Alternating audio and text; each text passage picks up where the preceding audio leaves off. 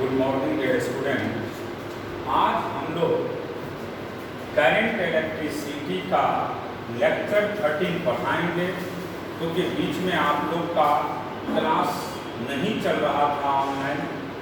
आज से फिर चालू हो रहा है, रेगुलर क्लास होगा आप लोग का। अभी गवर्नमेंट का कोई गाइडलाइन नहीं आया है। बहुत बच्चे फ़ोन करके पूछते रहते हैं क्या सर क्लास स्टार्ट होगा, लेकिन अभी तक सेंट्रल गवर्नमेंट का कोई गाइडलाइन नहीं आया है, जिसके वजह से अभी कोचिंग को हम लोग ऑफ ही रखेंगे और ऑनलाइन क्लास चलेगा। जो कोई बच्चे अगर पटना में है, उनको कोई डाउट होता है तो वह आकर के संपर्क कर सकते हैं ऑफिस में, और उसके बाद आपका जो भी परेशानी होगा उस परेशानी को हम लोग दूर करने का कोशिश करेंगे। अभी फिलहाल हम जहाँ तक पढ़ाए थे आप लोग को उसके आगे पढ़ाएंगे। जैसे याद होगा हमने पढ़ाए थे पिछले क्लास में maximum power develop across the external resistance capital R.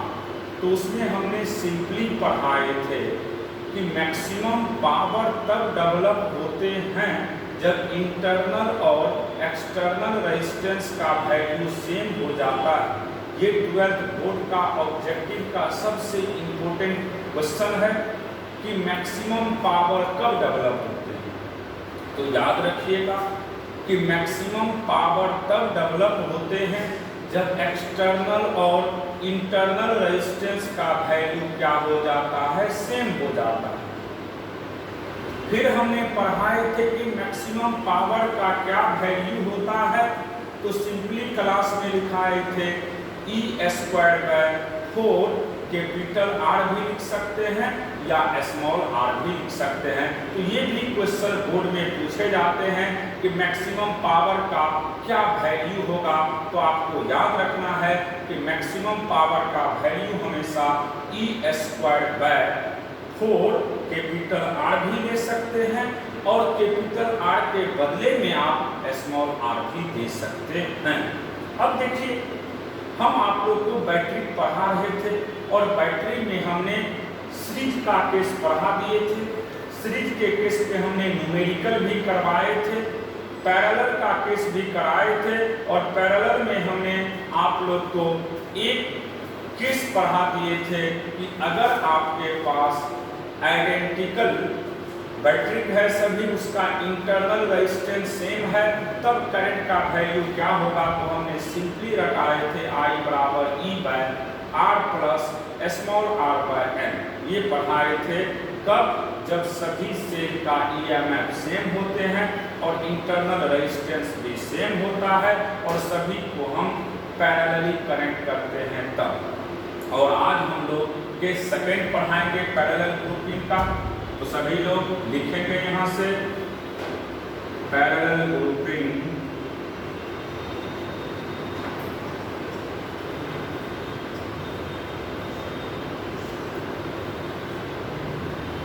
Parallel grouping का ये केस सेकंड है, different cell in parallel. Different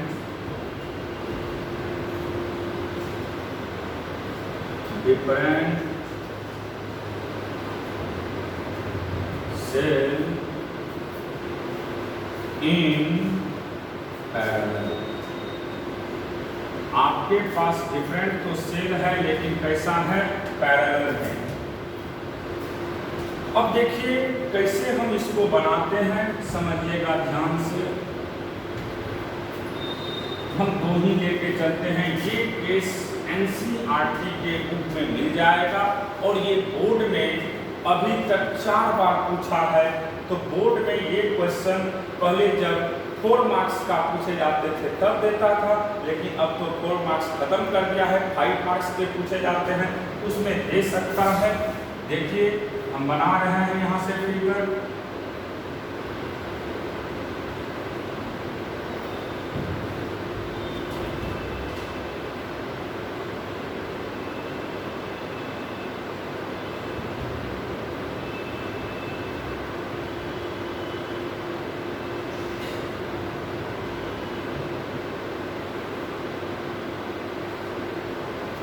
इसका ईएमएफ मान लीजिए E1 है, इसका E2, इसका इंटरनल रेजिस्टेंस R1 है और इसका इंटरनल रेजिस्टेंस R2 है।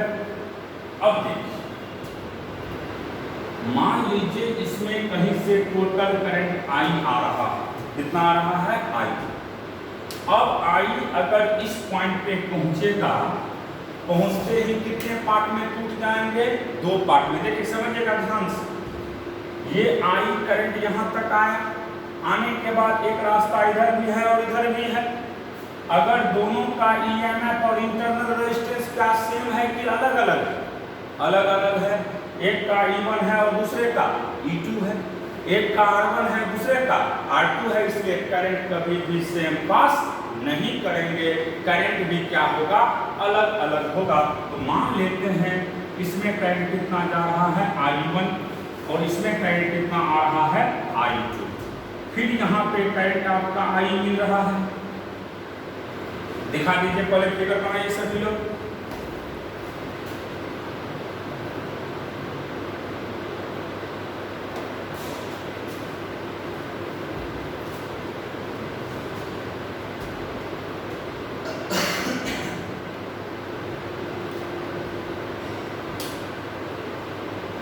और ये दोनों देखने से भी लगता है कि पैरेलल है।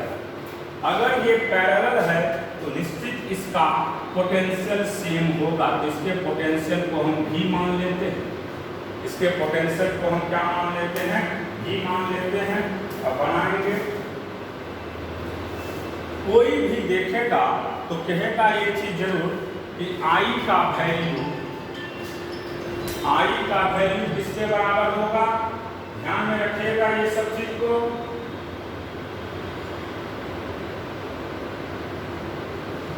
यहां से I का वैल्यू I1 प्लस I2 के सम के बराबर होंगे। क्यों? क्योंकि I ही 2 पार्ट में टूट रहा है, एक I1 हो गया और दूसरा क्या हो गया? I2। अब देखिए यहां से हम बात करेंगे अगला स्टेप का। I का वैल्यू I1 प्लस I2 तो हो गया।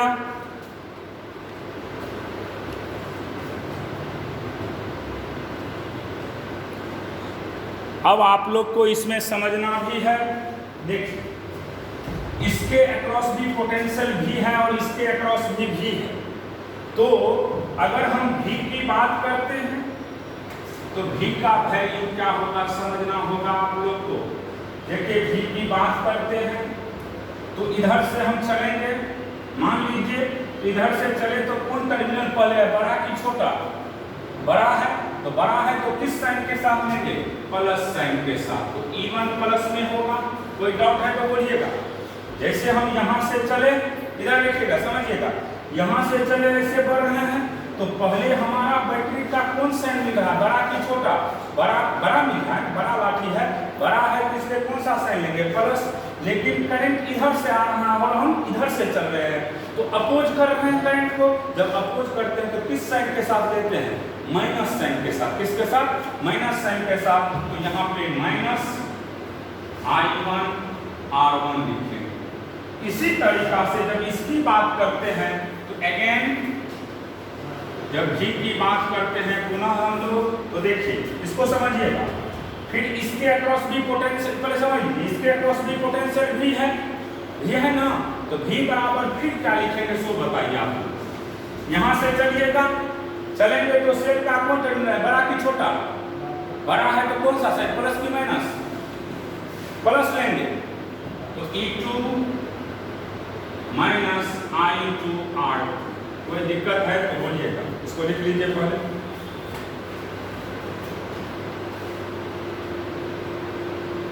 ये V का वैल्यू हमने दोनों बैटरी के अक्रॉस निकाल दिए हैं। ये बोर्ड में पूछता है 5 मार्क्स में, बहुत इंपॉर्टेंट है।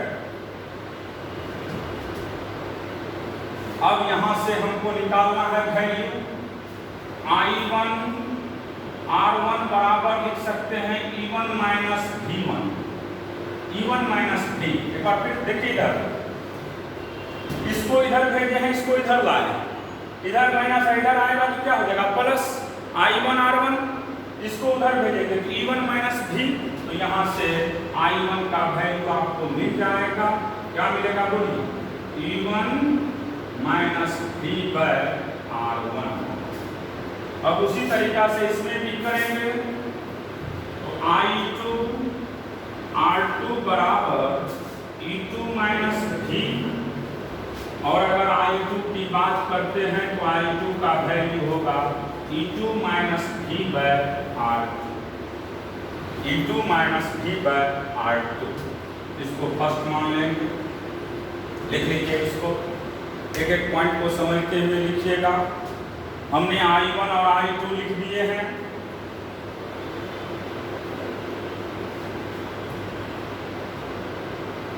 अब I का वैल्यू आपको पता है तो पुट कर दीजिए फर्स्ट में, put the value in equation first. I का वैल्यू मेरे पास है I1 प्लस I2। I1 का वैल्यू बोलिए यहां से, तो E1 minus V bye R1। E2 का I2 का value E2 minus V by R2, E2 minus V by R2, E2 minus V by R2।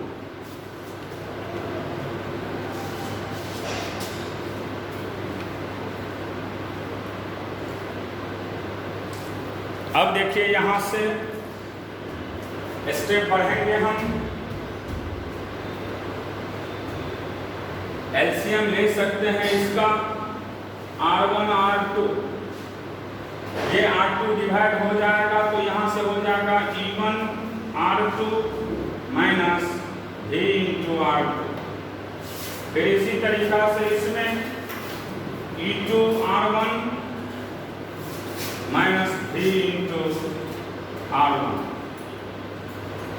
यहां से आप इसको अलग अलग भी लिख सकते हैं, E1 R2 plus E2 R1 by R1 R2। फिर माइनस साइन, भी कॉमन भी ले सकते हैं आप, भी कॉमन लेकर के आप लिख सकते हैं R2 plus R1 by R1 R2, R1 R2। इतना लिख लीजिए पहले।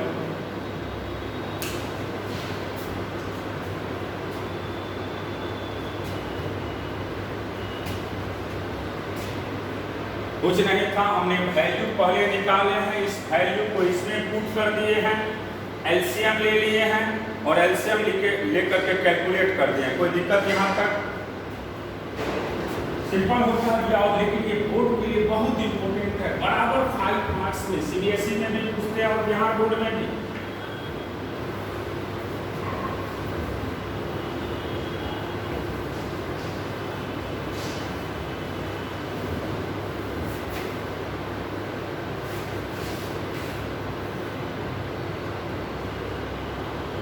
अब देखिए यहां से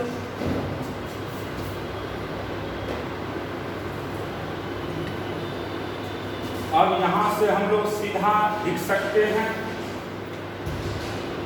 जैसे हमारे पास I का वैल्यू दिया हुआ था, अभी हमने तुरंत निकाले हैं। क्या निकाले हैं एक बार लिख देते हैं फिर से।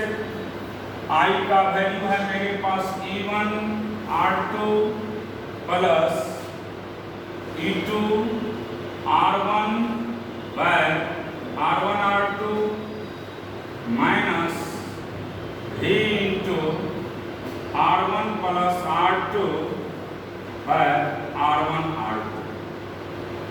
अब देखिए हमको एक तरफ उसको लाना है, तो एलसीएम लेकर के मल्टीप्लाई कर सकते थे। तो यहाँ से अगर आप लीजिएगा तो I into R1 plus R2 का वैल्यू होगा यहाँ से आपको E1 R2 plus E2 R1 minus V into R1 plus R2। कोई दिक्कत है तो बोलिए। देखिए हमने इसको एलसीएम लेकर के इसके साथ गुना कर दिए हैं, तो जब मल्टीप्लाई किए तो i into R1 plus R2 होगा, और ये ऐसे ही रह जाएगा, तो E1 R2 plus E2 R1 minus V R1 plus R2। अब देखिए इसको इधर लाइए, इसको उधर भेजिए, तो क्या हो जाएगा बोलिए आप, V into R1 plus R2 बराबर E2 R1 plus E1 R2 minus I into R1 plus R2। अगर हम V की बात करते हैं तो V बराबर लिख सकते हैं, दोनों में डिवाइड होगा कि नहीं होगा, ये नीचे आकर दोनों में डिवाइड होगा। जब दोनों में डिवाइड होगा तो इसका वैल्यू होगा E2 R1 plus E1 R2 upon R1 plus R2 minus I into R1 plus R2 by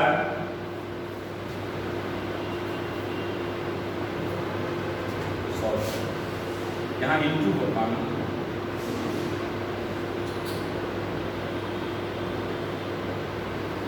यहाँ जैसे ये यहाँ चिपका ये प्लस होता, लेकिन यहाँ पे क्या हो जाएगा, इंटू होगा। इसको हम इधर किए हैं, इंटू वाले को इधर किया है ना,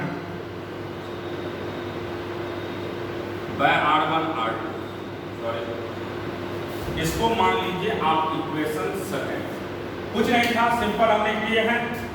वहां से एक बार हमने I लिख दिए हैं, इस ये जो नीचे वाला है ये इसके साथ मल्टीप्लाई होगा, नीचे वाला इसके साथ मल्टीप्लाई होगा तो क्या होगा, I इंटू R1 R2 बराबर, ये तो वैसे रह जाएंगे, अभी में इसको रख दिए हैं, फिर अब इसको इधर किए हैं, इसको उधर कर दिए हैं। जब इसको इधर किए तो V into R1 plus R2 बराबर E2 R1 plus E1 R2, और ये इधर जाएगा तो किस साइड के साथ आएगा, माइनस साइड के साथ, तो minus I1 into R1 into sorry I into R1 R2। अब फिर हमने V का वैल्यू निकाल दिया तो ये निकल गया। अब देखिए इसको इक्वेशन सेकंड लिख दिए हैं।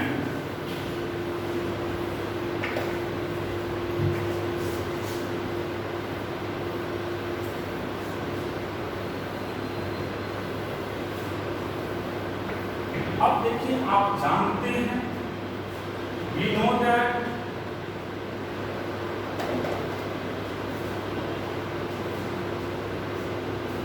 that आप जानते हैं कि V का वैल्यू होता है E equivalent minus I into R equivalent. लिख लीजिए V का वैल्यू होता है यहाँ पे E equivalent minus I into R equivalent. इसको तीसरा लीजिए, यह हम पहले पढ़ा चुके हैं कि V का वैल्यू होता है E equivalent minus I into R equivalent. अब कंपेयर करिए, कंपेयरिंग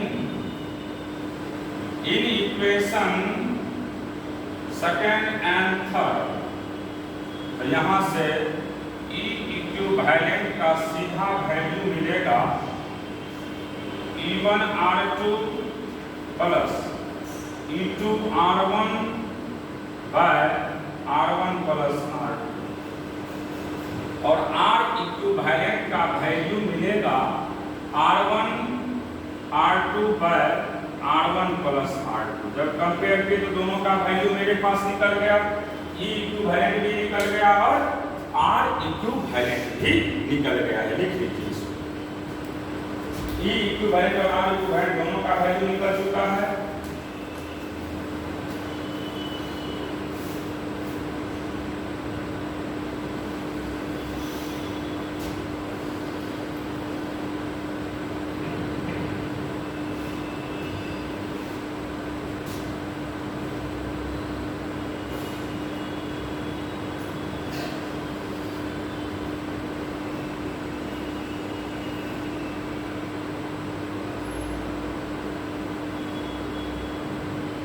तो जब भी ऐसा क्वेश्चन देगा तो आप ऐसे याद रखेंगे।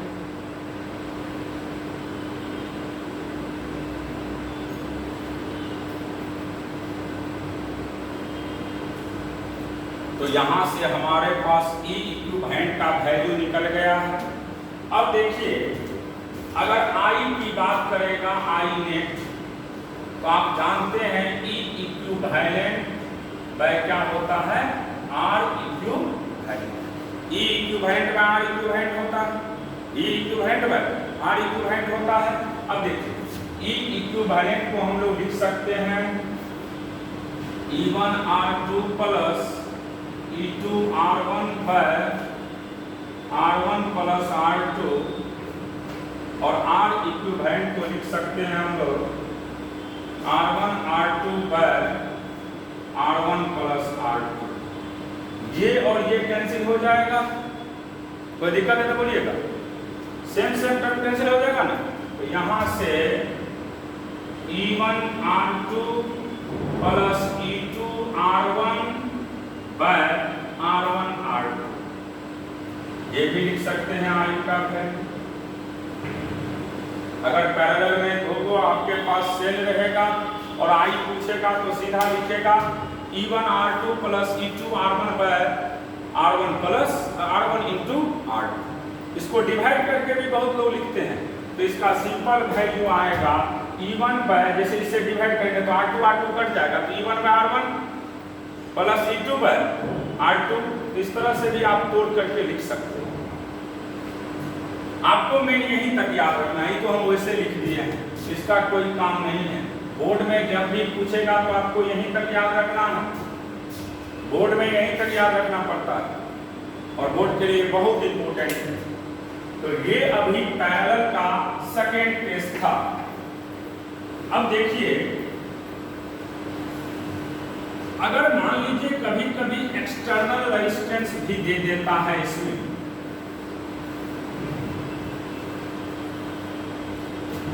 देखिए क्वेश्चन के थ्रू हम समझाने का कोशिश करेंगे।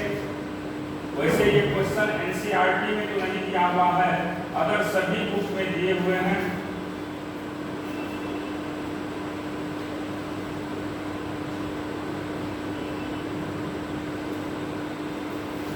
लिख लीजिएगा सभी लोग, क्वेश्चन क्या है इस पे। ये बोर्ड में आजकल खूब पूछता है, two battery of different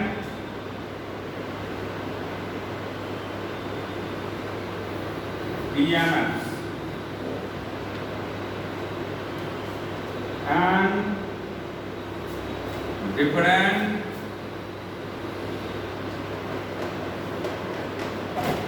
internal resistance are connected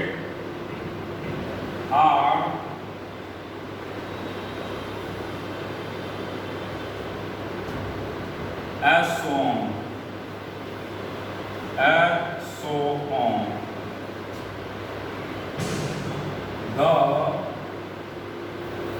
voltage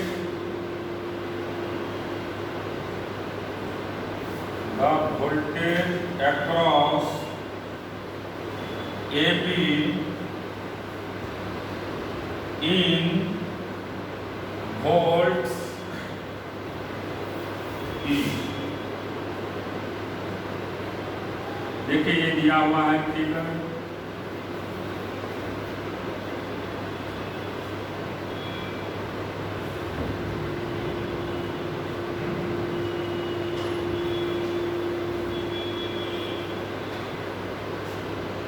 ये A है और ये B, ये 6 वोल्ट, ये 1 ओम, ये 3 वोल्ट, ये 2 ओम। ये कैसा कॉम्बिनेशन है देखिए ध्यान से।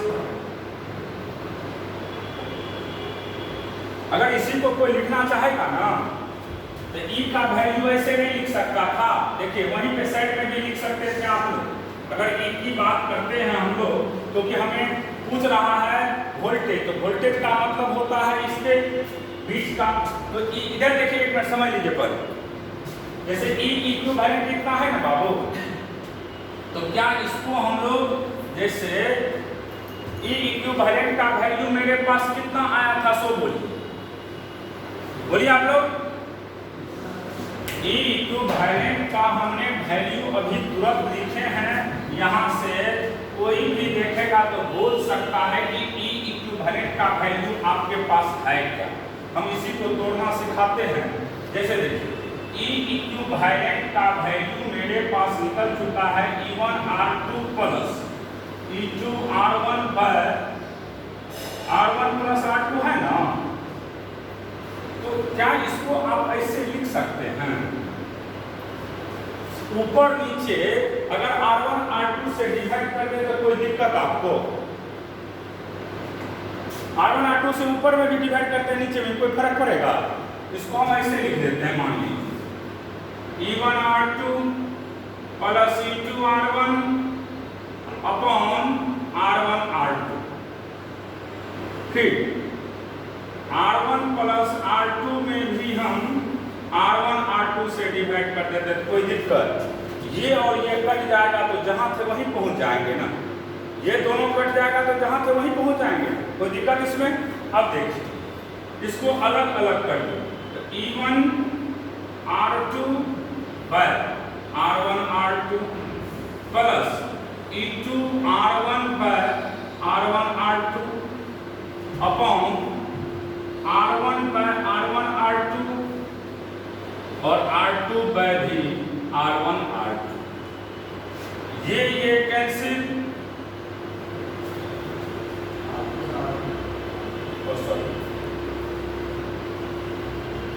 R2 से R2 कैंसिल, R1 से R1 कैंसिल, यहां से R1 से R1, R2 से, कोई दिक्कत? तो क्या E इक्विवेलेंट का वैल्यू नहीं लिख सकते थे ऐसे आप लोग? ये भी एक फॉर्मूला होता है, E1 by R1 plus E2 by R2 upon 1 by R1 plus 1 by R2, हाँ या ना? लिख सकते हैं कि नहीं लिख सकते? आराम से लिख सकते हैं, क्योंकि इसको जब हम तोड़ करके लिखे हैं, इसी को तोड़ेंगे तो E1 बाय R1 मिल गया plus E2 by R2, E1 by R1 plus E2 by R2 upon 1 by R2 plus 1 by R1, तो उसको पहले R1 को लिख दिया, कोई दिक्कत? तो E इक्विवेलेंट का ये सबसे इम्पोर्टेंट फॉर्मूला है कि कोई पूछ दे आपसे कि आपके पास दो बैटरी है, दोनों एक दूसरे के पैरेलल है, दो बैटरी है और दोनों एक दूसरे के क्या है, पैरेलल है, और दोनों का EMF अलग अलग है, इंटरनल रेजिस्टेंस भी अलग अलग है, तो E इक्विवेलेंट का क्या वैल्यू होगा? तो याद रखिएगा कि E इक्विवेलेंट का सिंपल वैल्यू होता है E1 by R1 plus E2 by R2 upon 1 by R1 plus 1 by R2। याद हो गया? E इक्विवेलेंट का क्या फॉर्मूला होता है? E1 by R1 plus E2 by R2, E1 by R1 plus E2 by R2 upon 1 by R1 plus 1 by R2। अब ये question ही बन जाएगा। यहाँ पे E1 का वैल्यू कितना है? 6, R1 का वैल्यू 1, E2 का वैल्यू 3 और R2 का वैल्यू 2 है, निकल जाएगा। तो हमको इस क्वेश्चन को सॉल्व कर देना है। आपको ये फार्मूला हर एक मोड पे काम आएगा, E इक्विवेलेंट। तो E इक्विवेलेंट का सिंपल वैल्यू याद रखिएगा, E1 by R1 plus E2 by R2 upon 1 by R1 plus 1 by R2, E1 by R1 plus E2 by R2 upon 1 by R1 plus 1 by R2।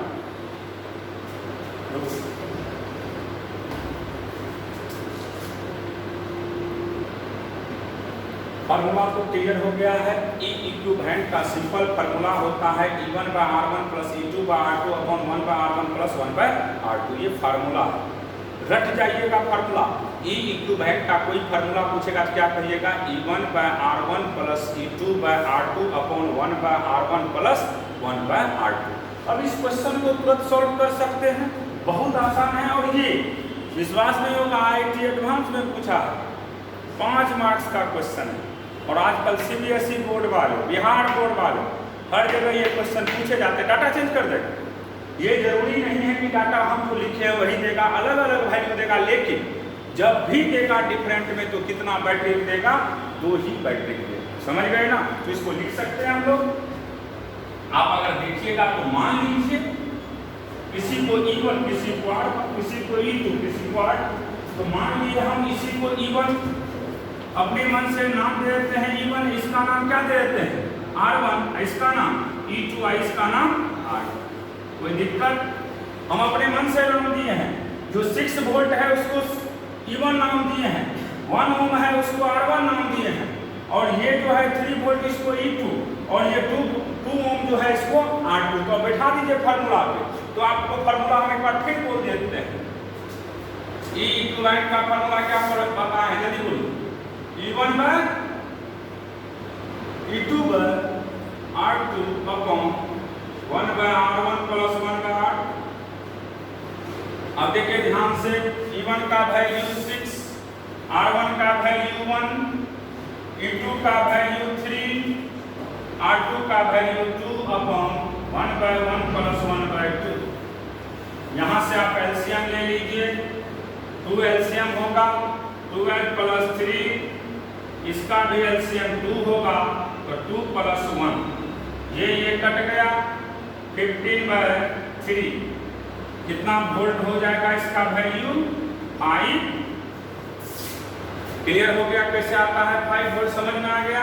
तो simple याद रखिएगा कि अगर आपके पास parallel का केस होगा और डिफरेंट रहेंगे तो E इक्विवेलेंट का सिंपल फार्मूला क्या होता है? E1 by R1 plus E2 by R2 upon 1 by R1 plus 1 by R2। Put करके क्वेश्चन को हम सॉल्व कर सकते हैं। कोई दिक्कत इसमें? अब देखिए बैटरी का ही एक लास्ट केस है आपके पास। अब लास्ट केस क्या है उसको भी आज हम बता ही देते हैं। ये तो पैरेलल था। आजकल न्यूमेरिकल या ऑब्जेक्टिव बोर्ड में, खासतौर से बोर्ड में ऑब्जेक्टिव बहुत ज्यादा देता है मिक्स ग्रुपिंग। अगर आप पढ़िएगा तो मिक्स ग्रुपिंग आता होगा, मिक्स ग्रुपिंग पे क्वेश्चन दिए जाते हैं। देखिए लास्ट ये हेडिंग है इसका, नेक्स्ट ग्रुपिंग।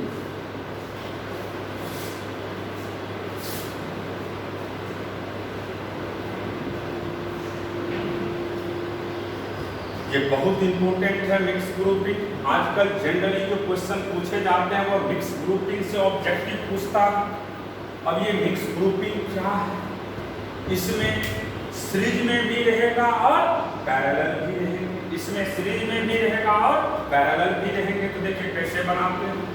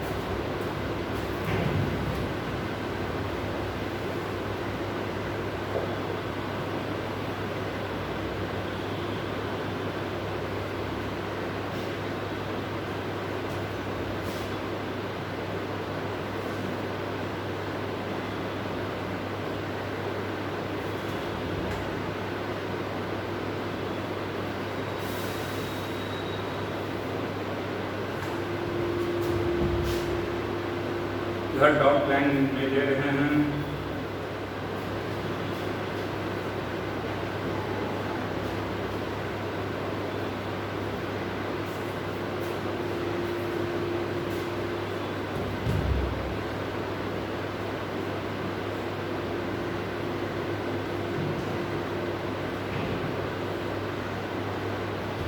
देखिए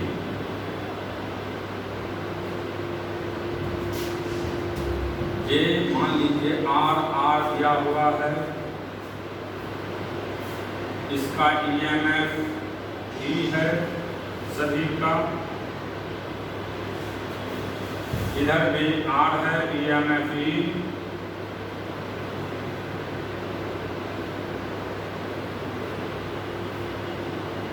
इसी तरीका से है। मान लीजिए इधर एक्सटर्नल रेजिस्टेंस आपके पास कैपिटल आर है, समझना होगा। मान लीजिए ये फर्स्ट सेल है, सेकेंड सेल है, थर्ड है, फोर्थ है, अप टू आपको एन सेल। कितना है? एन। यानी एक रो में टोटल नंबर ऑफ सेल कितना है? एन। कितना है? एन। एक रो, एक्स एक्सिस को क्या कहते हैं? रो, और वाई एक्सिस को क्या कहते हैं? कॉलम। तो एक रो में कितना सेल है टोटल? एन सेल है। कितना? N cell. क्लियर हो गया? अब देखिए रो है 1 2 3 4 और डॉट डॉट एन रो है। रो कितना है? एन। और एक रो में कितना सेल है?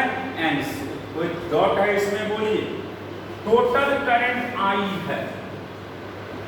अब ये आई यहां पे पहुंचेगा, ध्यान से समझिए। पहले टोटल करंट आपके पास आई है। कितना है? आई है। और ये आई करंट कितने पार्ट में टूटेगा? M part. कितने पार्ट में? एम पार्ट में।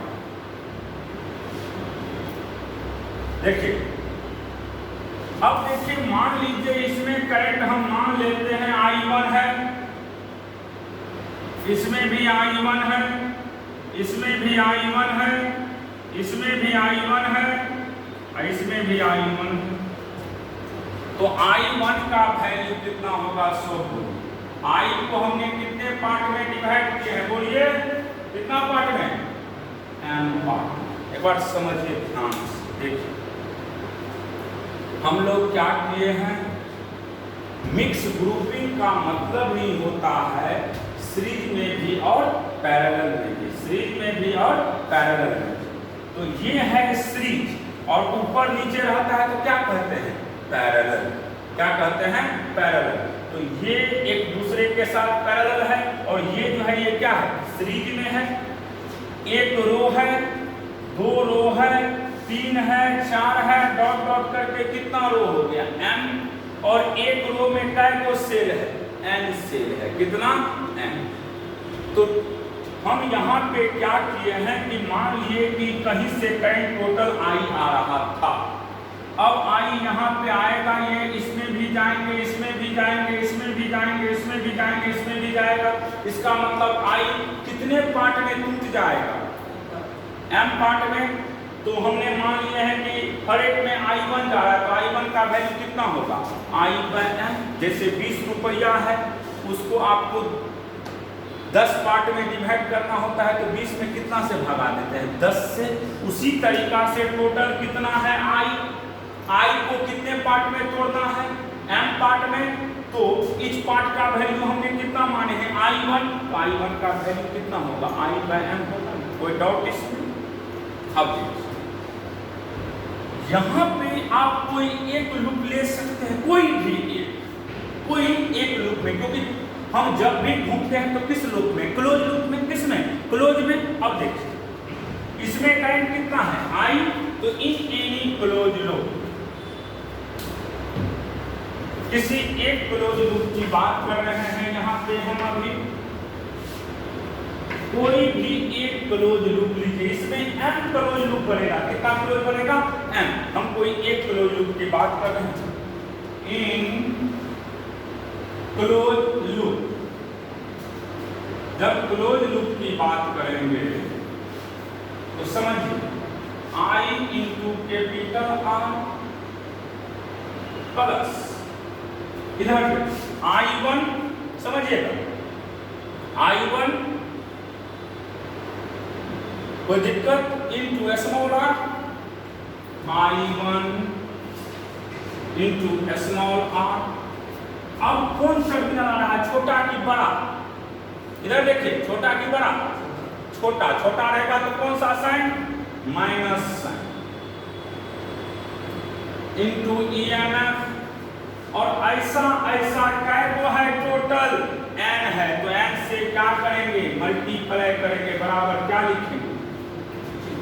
क्योंकि हमने रटा चुके हैं किरचॉफ का सेकंड लॉ है कि किसी भी क्लोज लूप में नेट टर्मिनल पोटेंशियल डिफरेंस का वैल्यू क्या होता है, हमेशा 0 होता है। तो ये एक क्लोज लूप बना और क्लोज लूप में नेट वैल्यू क्या हो जाएगा, 0 के बराबर होगा। कोई डाउट इसमें?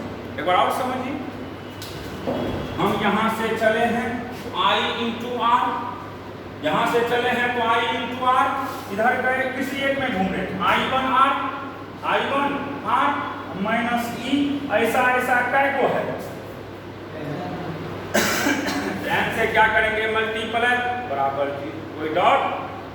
अब देखिए I into R plus I1 small r n minus n e बराबर 0। अब इसको उधर भेजिए, I into R plus I1 R n बराबर n इंटू EMF। यहाँ से हम लिख सकते हैं I into R plus I1 का वैल्यू कितना है, बोलिए, I by n into NR बराबर n into EMF। I common ले लीजिए, जब I आप कॉमन लेंगे तो क्या होगा वैल्यू, जल्दी बोलिए, बोलिए आप ही लोग। I कॉमन होगा तो लिखेंगे R plus NR by n बराबर n इंटू EMF। तो यहाँ से I का वैल्यू होगा मेरे पास n into EMF by R plus NR by n। लिख लीजिए, रखने का भी तरीका सिखाएंगे। पहले आप याद रखिएगा कि मिक्स ग्रुपिंग में करंट का सिंपल वैल्यू होता है n into EMF by R plus NR by n, n into EMF by R plus NR by n, n into EMF। कैसे याद रखना वो भी समझ लीजिए। एक रो में काय को सेल है, n सेल, तो n एक रो में काय को सेल रहेगा वह इंटू EMF। तो एक रो में काय को सेल है, n इंटू EMF।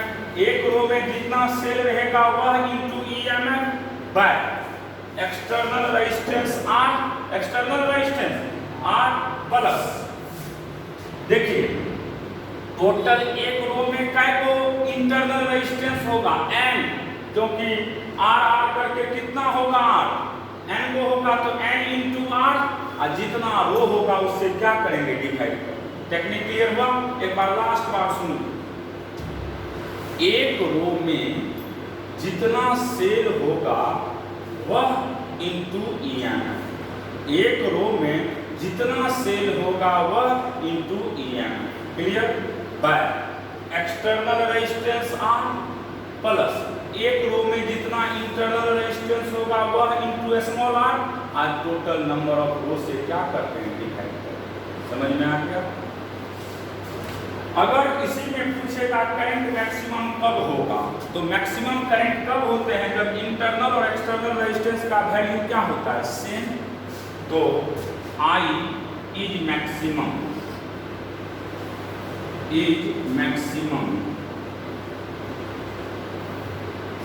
R बराबर एक्सटर्नल रेजिस्टेंस बराबर क्या होगा, इंटरनल रेजिस्टेंस। करंट तब मैक्सिमम होते हैं जब इंटरनल और एक्सटर्नल रेजिस्टेंस का वैल्यू क्या होता है, सेम। करंट तब मैक्सिमम होते हैं जब इंटरनल और एक्सटर्नल रेजिस्टेंस का वैल्यू क्या होता है, क्लियर हो गया बढ़िया से।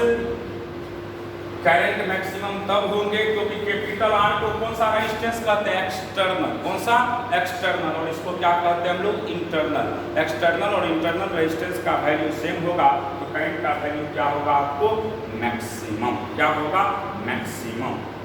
अब एक लाइन इसमें और हम लिख देते हैं, इसमें टोटल सेल कितना हो गया, एक रो में n सेल है, टोटल नंबर ऑफ रो कितना है n, तो टोटल नंबर ऑफ सेल कितना हो गया, n इंटू n, ये याद रखिएगा। यहाँ पे पूछ देता है कभी कभी इसमें टोटल नंबर ऑफ सेल कितना होगा, तो याद रखिएगा यही पूछता है टोटल नंबर ऑफ सेल, तो याद हमें ये रखना है total number of cell, total number of cell बराबर m into n। Total number of cell क्या हो गया, m इंटू n। n क्या है, total cell in each row, एक रो में जितना सेल है उसको क्या कहते हैं हम लोग, n। n क्या है, total number of cell in each row, total cell in each row, और n क्या हो गया, total number of row, total number of, clear हो गया। तो टोटल सेल कोई पूछेगा तो क्या कहेगा, m into n, total number of cell m into n। n क्या हो गया, एक रो में टोटल सेल, एक रो में टोटल सेल, एक रो में टोटल सेल, और n क्या हो गया, टोटल नंबर ऑफ, क्लियर हो गया। यहाँ तक आज पढ़ाए हैं, इसके अगले दिन क्वेश्चन करवाएं।